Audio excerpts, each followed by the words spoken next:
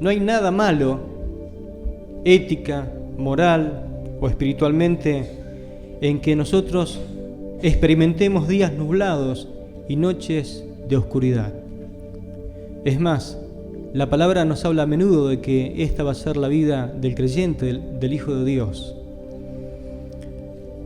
Con esto quiero ir justamente en contra de aquellos que predican el existismo, solamente que el cristiano va de victoria en victoria, de gloria en gloria, de triunfo en triunfo, y como que nunca tiene que existir días nublados o noches de oscuridad sobre la vida del creyente. Es normal que esto te pase. Es muy normal que un creyente tenga un día nublado o pase justamente una noche muy oscura. No es pecado, es normal en la vida del creyente. Son inevitables según lo que dice la palabra. En Santiago capítulo 1, verso 12 dice: bienaventurado el varón que soporta la tentación. Porque a aquellos que vencen, a aquellos que tengan victoria, le está reservada o le está preservada la corona de vida para aquellos que le aman al Señor. Y eso es lo que no nos preocupa justamente en la vida del rey David, porque él también tenía esos días nublados. Nuestra preocupación es justamente por lo que hace cuando uno cae justamente en ese lodo cenagoso. El Salmo 40 habla de un pozo de la desesperación, de un lodo cenagoso. Hay momentos donde parece que uno cae en un pozo, que cuanto más intenta querer salir y se desespera para poder zafar de esa situación, parece que más se hunde. No sé si alguna vez le pasó a usted. No sabe cómo salir de esa situación. La Biblia lo describe como un pantano, que justamente cuanto más la persona se desespera, más rápido se hunde. Y hay como una bifurcación, como un cruce de camino. Y es como que David toma el camino equivocado. Es como ahí en un cruce de ruta y uno va y no sabe para dónde hay porque no hay una señalización, y uno opta por un camino y justamente uno eligió el camino equivocado. A David le pasó eso, se encontró frente a un cruce de ruta, tomó el camino equivocado. El resultado fue desdichas, concesiones y de hecho 16 largos meses de desobediencia. ¿Cuánto hace que usted está en desobediencia? Consciente de lo que a usted le está pasando. Esto me está pasando justamente porque estoy en desobediencia delante de Dios. ¿Por qué se originaron las nubes y la oscuridad en la vida de David? Hay ciertas causas que llevaron a David a vivir esos días de oscuridad. Y para eso quiero que vayamos al capítulo 27, verso 1, que dice lo siguiente: pero David seguía pensando, algún día Saúl me va a atrapar. Lo mejor que puedo hacer es escapar y vivir entre los filisteos. Entonces Saúl dejará de buscarme en el territorio israelita y por fin estaré a salvo. Fíjese lo que dice exactamente la palabra del Señor. David cae en esa situación justamente porque hay tres razones que nos muestra este versículo que hemos leído. En primer lugar, es como que David se dice a sí mismo algo, y no está mal hablarse a sí mismo. ¿Alguna vez se habló a sí mismo? Y se dijo: mira, te dijiste, tenés que ser valiente, animate a hablar, no te des por vencido. Y es como que uno se anima y se estimula a sí mismo.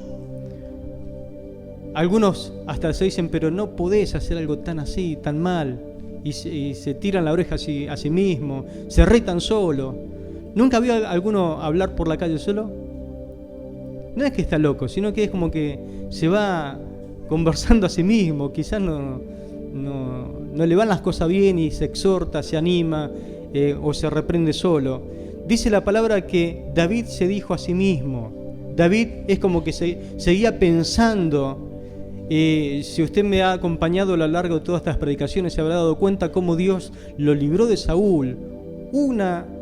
100 veces Dios lo iba a librar a David de Saúl, justamente porque Dios tenía un plan con David. Pero acá nos dice la palabra que es como que David se dijo a sí mismo algo incorrecto, algo que está mal.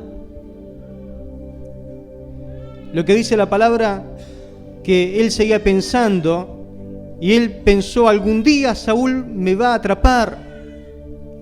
Y es muy importante que cuando nosotros nos hablemos a nuestro corazón, en primer lugar nos digamos las cosas correctas.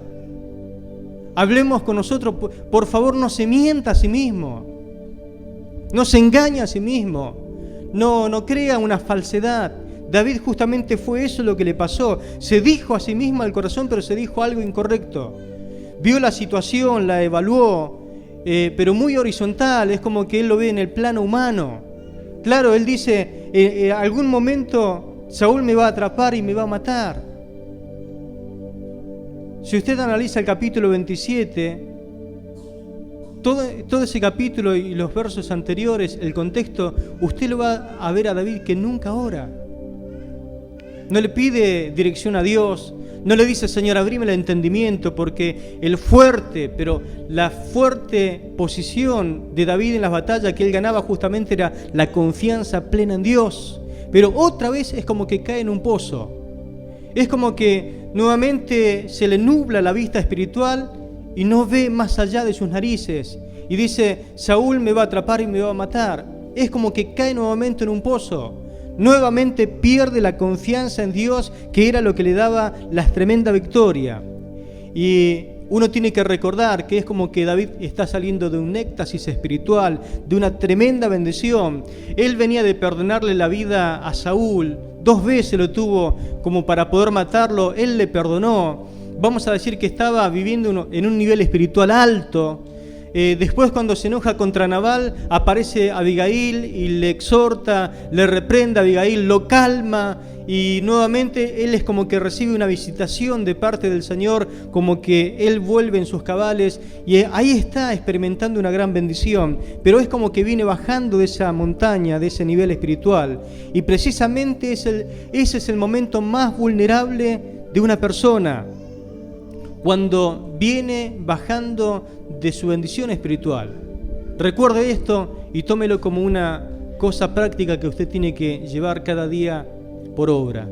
Cuando Dios le ha bendecido, sea en lo material, o que haya recibido una sanidad divina, o que haya sido usado por Dios de alguna manera especial, después de ese momento, es el momento donde usted no puede bajar la guardia, no puede darse por aludido que el enemigo no lo va a atacar. Es el momento más vulnerable suyo.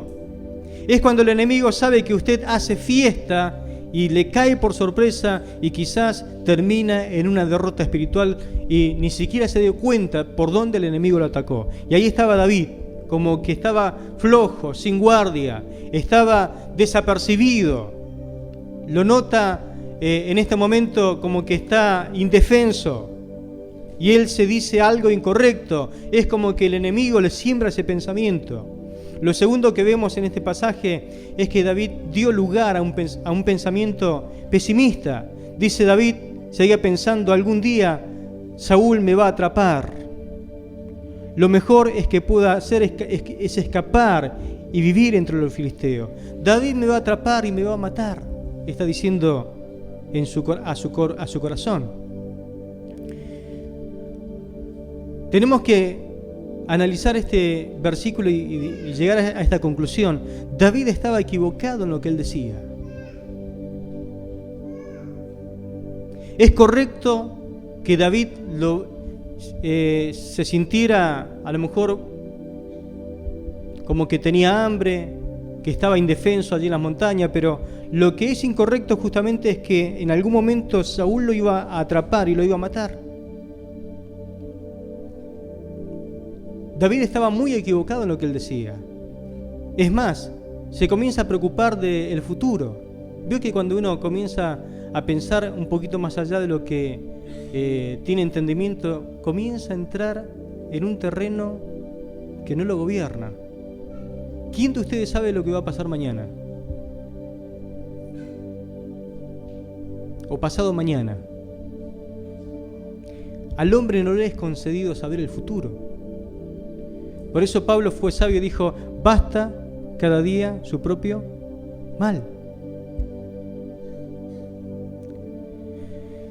Es interesante notar de que él comienza con pensamiento pesimista, se enfoca en los problemas potenciales del futuro, porque hasta ese momento David no lo tenía, Saúl no lo tenía entre las cuerdas a David, y eso le genera una tremenda ansiedad. Y es ahí donde él se sorprende, él es como que escucha en un lugar en su corazón, dice, voy a morir.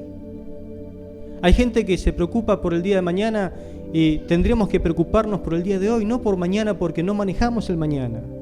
Pero tenemos que recordar algunas cosas. ¿Por qué le digo que está equivocado? Porque Samuel, cuando David era joven, vino con un cuerno de aceite y se lo vació sobre la cabeza y le dijo, un día vos vas a ser rey sobre todo Israel. ¿Qué significa eso? De que Dios le estaba revelando el futuro a David. Y los planes de Dios no era que Saúl lo iba a matar.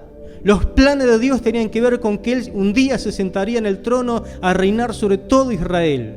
Y cuando Dios te entrega una palabra y vos confías en esa palabra, Dios tiene el poder de cumplir esa palabra a pesar de cualquier circunstancia adversa que nosotros estemos viviendo. Cuando Dios te dice algo, tiene el poder inclusive sobre toda circunstancia para poder cumplir su palabra, porque Dios es Dios. Amén. Recientemente en el pasaje anterior viene Abigail y le recuerda, le dice, mira, acordate de mí porque yo sé que Dios cumplirá todas las promesas que Él te dio.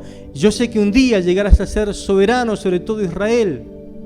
Ya venía con ese pensamiento anterior. Unos días antes Abigail le estaba diciendo, sé que vas a reinar sobre todo Israel. Tu destino no es la muerte. Tu destino no es morir en manos de Saúl. Dios le había hablado a través de su mejor amigo llamado Jonatán. Y Jonatán le dijo, mira, yo no soy el que va a reinar sobre Israel, aunque soy el hijo, el heredero al trono de Saúl, pero yo sé que Dios te escogió a ti para que seas rey sobre todo Israel. Amén. Qué lindo a veces poder recordar un poquito para atrás, ¿no? La dirección de Dios, el pensamiento de Dios. No digo de ser una persona que viva de nostalgia, no, estoy diciendo de recordar las promesas de Dios. Inclusive, es más, cuando él le había cortado el borde del manto a Saúl, se para Saúl después de la arenga que le da David y le dice, Saúl como llorando, le dice, hijo mío, eres tú David, yo sé que tú eres más bueno que yo y yo sé que tú vas a reinar en mi lugar. Es decir, promesa tras promesa, palabra tras palabra, estaban garantizando de que David no estaba destinado a la muerte, estaba destinado al trono. Amén. Pero en un momento de locura, en un pensamiento negativo, David dice, pero al fin y al cabo Saúl me va a encontrar y me va a dar muerte. Es como que en algún momento nos volvemos pesimistas, cuando ponemos la mirada no en las promesas de Dios, no en lo que Dios nos dijo, sino en nosotros mismos. ¿No tuvo alguna vez lástima de usted mismo? Eso es cuando uno entra en una depresión profunda. Estos pensamientos justamente son carnales y devastadores, porque en vez de centrar la mirada en las promesas de Dios, nos centramos en lo que a nosotros nos está pasando circunstancialmente. David cae en esa situación porque es como que le da lugar a la lógica de razonar la situación. Dice la palabra, lo mejor que puedo hacer es escapar y vivir entre los filisteos. Entonces Saúl dejará de buscarme en el territorio israelita y por fin estaré a salvo, dice la versión que yo estoy leyendo. Claro, la verdad es que en territorio extranjero, Saúl nunca lo iba a ir a perseguir. Pero ese pensamiento racional y llano es como cuando uno elige por la carne en vez de elegir las cosas espirituales. A ver si usted me entiende. Decidió desobedecer los propósitos de Dios. Desobedeció abiertamente la voluntad explícita de Dios. y prefirió como la vida carnal, decidió ir por la carne. Lo que hizo David en este momento fue lo que hacen muchos, que algunas veces lo he escuchado de boca de algunos cristianos, y dicen: pero yo no tenía tantas pruebas, tantas tribulaciones, tantos momentos difíciles como ahora que soy cristiano. ¿Sabe qué me dijeron? Ya sé lo que voy a hacer. Me voy a volver al mundo. Voy a renegar de la fe. Aunque yo amo al Señor y aunque lo amo con todo el corazón, pero me voy a hacer mundano, cosa de que el diablo no me ataque a mí. Es como que en algún momento el pensamiento le asalta de ser como un aliado del diablo. Me vuelvo mundano, total, si me vuelvo mundano, el diablo ya no me ataca a mí, porque él ataca solamente a los cristianos. Qué pensamiento raro, ¿no? Y usted dice: pero qué locura está diciendo el pastor. Bueno, estas cosas se le ocurren a algunos cristianos.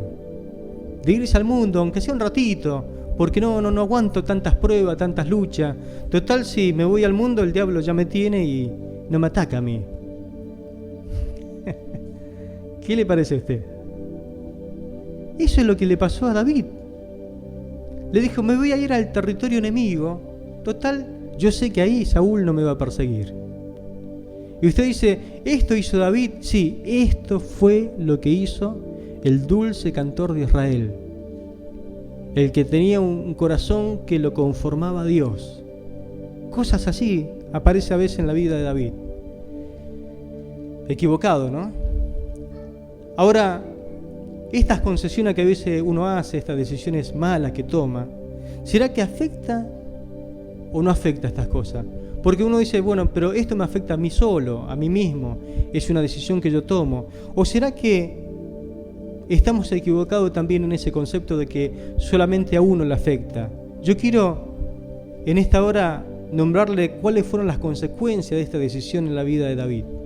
El verso 2 y el verso 3 dice lo siguiente: así que David tomó a sus 600 hombres y fue y se unió a Aquis, hijo de Maoc, rey de Gat. David y sus hombres, juntos con sus familias, se establecieron allí con Aquis en Gat.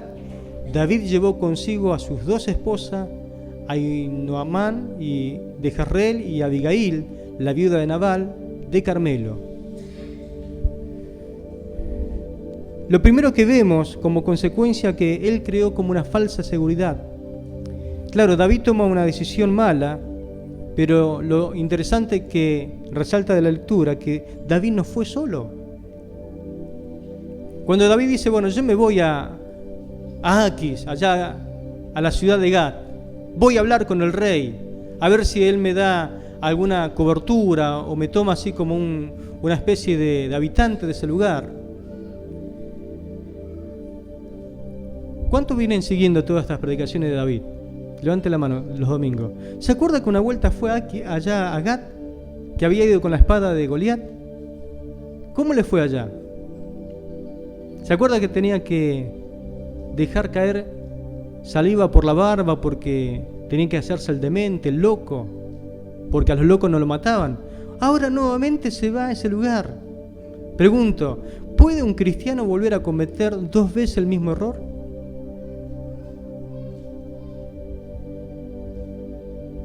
Sí, no 2 veces. Algunos quieren ser más que David, ¿no? David nuevamente se va a Gat. Se va y habla con el rey Aquis. ¿Se imagina cuando Aquis lo vio nuevamente a David? Oh, ¿otra vez David por acá? Encima David era popular porque él fue el que mató al gigante Goliat. ¿De dónde era Goliat? De Gat. Él va a la ciudad de donde venció al paladín de esa ciudad, que le cortó la cabeza, lo mató. ¿Iría usted a habitar en la ciudad de su enemigo? Usted dice: pero ni loco. Bueno, David fue justamente eso lo que hizo. Decidió ir a vivir. Pero dice: bueno, me llevo mis 2 esposas, y fue con sus 2 esposas, pero resulta que, claro, él era líder. Fue con los 600 guerrilleros que tenía. Y los 600 guerrilleros llevaron sus esposas y sus hijos y toda la mochila de bienes que tenían, que se trasladaban por todas partes. Es decir que cuando uno actúa según sus propias conveniencias, afecta también de lleno, de plano, a su familia. ¿Escuchó? Cuando usted toma malas decisiones, no solamente es afectado de usted, afecta de plano, de lleno, a su familia y a su entorno. Nadie vive independiente de los demás. David llevó 600 guerrilleros y le siguieron su familia, todo a cuesta. Tome una decisión equivocada y verá cómo todo esto le afecta también, afecta a todos los que confían en usted. ¿Alguna vez trajo a alguien a la iglesia? ¿Alguna vez le habló a alguien de Cristo? Bueno, hay gente que confía en usted. Hay gente que depende de usted. Hay gente que lo respeta a usted. Hay gente que hasta cree en usted. Y todas las malas decisiones que usted tomó, aunque parecieran inocentes, los que viven a su alrededor también van a ser afectados por esa decisión pecaminosa. ¿A dónde se marcha? Hacia Gat, hacia la tierra enemiga. Otra consecuencia es que de repente hay como una sumisión enérgica hacia el rey Aquis, como que toma una resolución fuerte. Y permítame leer el versículo 5. Dice lo siguiente: cierto día David le dijo a Aquis: si te parece bien, preferimos vivir en una de las ciudades que están en el campo, en el lugar de vivir aquí en la ciudad real. Entonces Aquis le dio la ciudad de Siclat, que hasta el día de hoy pertenece a los reyes de Judá, y vivieron allí entre los filisteos 1 año y 4 meses. Lo primero que hace David cuando llega a ese lugar es como que él se pone a disposición del rey Aquis. Yo no sé si usted puede creer lo que está leyendo, ¿no? Pero David es como que se llama a sí mismo, yo ahora soy tu siervo. Soy siervo de Aquis. ¿A quién cree usted que sirve cuando sale de la voluntad de Dios? Cuando toma una mala decisión. Cuando sale del plan de Dios. ¿A quién cree usted que está sirviendo? Usted abiertamente toma la decisión de servir a su enemigo. Porque ya no está bajo la cobertura de Dios. Ya no está en territorio de Dios. Ahora se mueve y pareciera difícil de creer, ¿no? David dice: yo soy tu siervo, Aquis. Ahora sirvo la causa filistea. Ahora estoy con vos. ¿Qué hace una persona cuando se desvía o cuando sale del plan de Dios? Sirve a Satanás. Parece duro, ¿no? Pero es la verdad. Otra consecuencia fue que se prolongó en el tiempo ese acuerdo, esa conformidad, que hacen unos 2 meses o 3 meses de salirme de la voluntad de Dios, que hacen 2 o 3 meses de carnalidad en toda una vida de obediencia y de santidad que llevo delante de Dios. Algunos dicen así: me fui al mundo 3 meses o dejé de servir a Dios por 1 año, en 20, 30 años que vengo sirviendo. ¿Qué es eso? Es como que hacen una comparación llana, es decir, así media horizontal. Es como que hay algo magnético en la caída súbita, en el desaliento. Y es como que comienza un estilo de vida desenfrenado en la persona. Es como una atracción fatal. En nuestro propio recuerdo y en el recuerdo de los demás es como que se forma una cicatriz. La persona que te trajo a Cristo, si vos la ves desviada o la ves fuera de la voluntad de Dios, se te forma como un corte en el cerebro, como en tus pensamientos. No podés aceptar eso. No sé si alguna vez vio a alguien que está viviendo fuera de la voluntad de Dios, que servía a Dios, que predicaba o que cantaba o que era un gran siervo de Dios, y usted dice: pero si ese me trajo a Cristo, si ese fue el que me habló de Dios, ¿cómo puede ser que ahora esté viviendo estas cosas? La Biblia habla en Génesis capítulo 13, versículo 12, de que cuando se separaron Lot y Abraham, Lot dice la palabra que, claro, le llamaba mucho la atención la ciudad de Sodoma, y dice la palabra que fue como trasladando las tiendas, y cuanto menos se dio cuenta, la tienda se volvió una casa y vivió dentro de la ciudad de Sodoma. La ciudad que él condenaba con Abraham, de repente hoy era su ciudad, era su casa, su habitación. Por las tardes dice que él se iba a las afueras de la ciudad, se sentaba en las puertas y contemplaba allí la conducta terrible de estos de Sodoma. Pero ya estaba viviendo adentro. Después no pudo salvar a su esposa y menos pudo salvar la conducta pecaminosa de sus hijas. Por malas decisiones que tomó, perdió toda su familia. De él nacieron 2 naciones que fueron enemigas de Israel. No es que tome una mala decisión solamente. Tu mala decisión afecta a tu familia, tu entorno. Tu mala decisión afecta a aquellos que influencias directamente, que son seguidores de Cristo por causa de tu vida. David termina quedándose 16 meses y en todos esos 16 meses, según lo que uno tiene registrado, y se hace una comparación, se da cuenta de que nunca compuso un salmo, nunca hizo una oración, nunca fue de bendición a otro, nunca edificó a otro creyente. No tenemos registro de lo que él haya producido en esos días allí, viviendo como esclavo de Aquis, rey de Gat. Qué triste tomar malas decisiones, ¿no? ¿Cuánto hace que no podés ser de bendición a los demás? ¿Cuánto hace de que no podés producir algo bueno para Dios? Algo que traiga alabanza, gloria y honra al nombre de Jesucristo. Claro, en tierra extranjera, ¿quién quiere cantar alabanzas o quién quiere glorificar a Dios?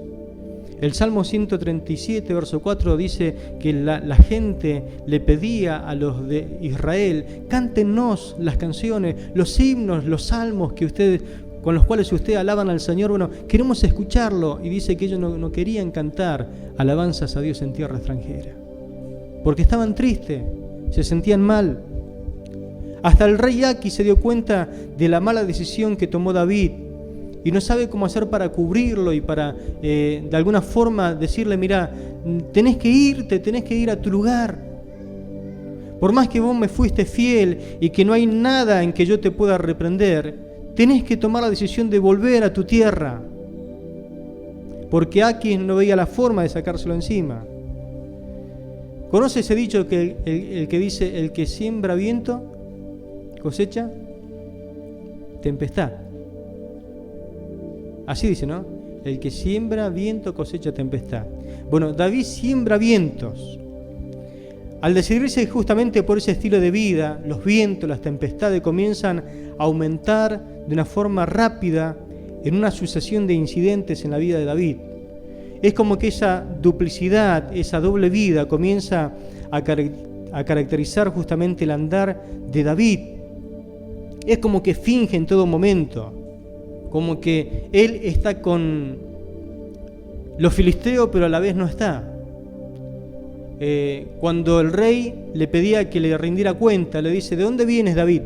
Y vengo de extender el territorio al este de allá de la tierra de Judá, ahí estoy haciendo una gran campaña. Claro, pero David no estaba luchando contra los israelitas, estaba luchando contra algunas tribus que eran original de ese lugar, y claro, venían de grandes victorias, pero hay una característica en lo que David hace: no deja a uno con vida, los mata a todos. ¿Por qué? Porque no quiere que ninguno quede con vida para que vayan y le cuenten lo que David hizo, los estragos que él hizo. Mató a los amalequitas, lo exterminó, mató un montón de gente que a lo mejor vivían allí en ese lugar, y David lo usaba como para decir: estoy extendiendo el territorio filisteo. Pero la gente que conocía a David le decía al rey: ¿qué pasa con este David? ¿Es israelita o es filisteo? Si nosotros tuviéramos una guerra contra los israelitas, ¿él para quién pelearía? ¿Para los filisteos o para los israelitas? Claro, pero como David se portaba prudentemente, como soldado, como general, Aqui decía, pero a mí me conviene tenerlo, pero claro, ningún filisteo lo quería a este hombre llamado David.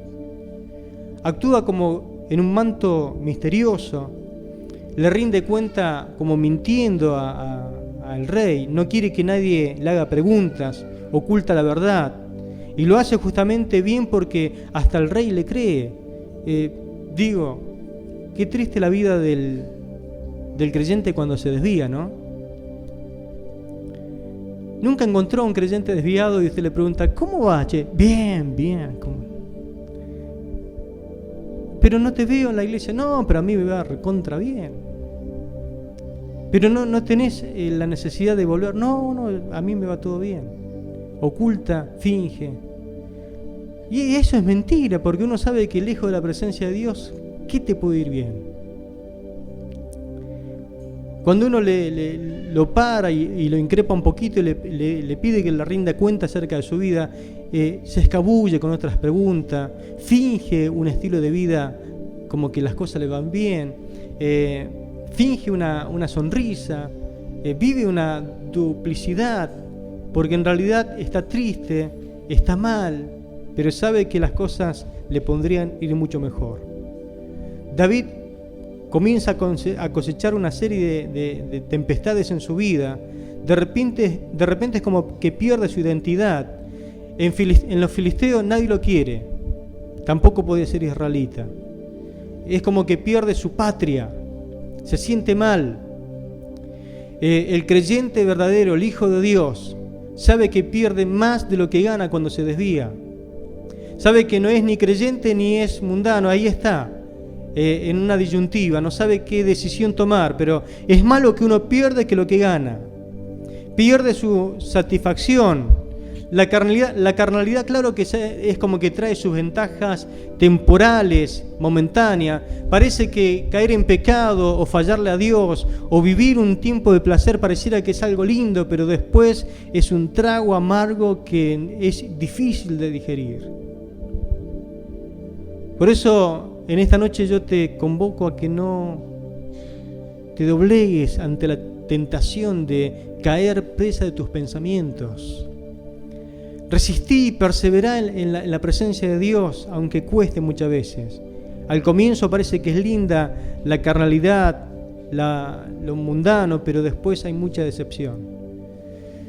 David cae por último en depresión, porque es atacado con los amalecitos, le llevan las mujeres, le llevan toda la mercadería, todo el ganado, le llevan todo, lo atacan, y dice la palabra que en el capítulo 30, verso 1 al 4, que lloraron hasta no tener más lágrimas.